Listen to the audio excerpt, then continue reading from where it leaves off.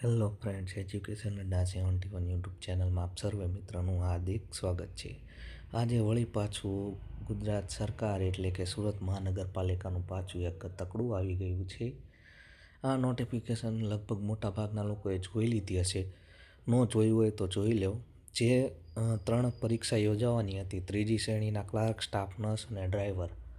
આ ત્રણેયની પરીક્ષા વહીવટી કારણોસર મુલતવી રાખવામાં આવી છે. જી હા મિત્રો, સાચું સાંભળી રહ્યો છે. વહીવટી કારણો પાછા આગળ ધરી અને પરીક્ષા એકવાર ફરીવાર મુલતવી રાખવામાં આવેલ છે.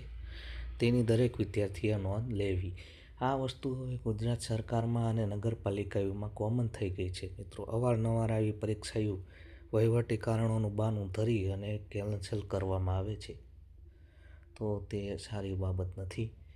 સરકાર શું સાબિત કરવા માંગે છે એ સમજાતું નથી. વહીવટી કારણ પણ શું વહીવટી કારણ છે તે કહેવામાં આવતું નથી.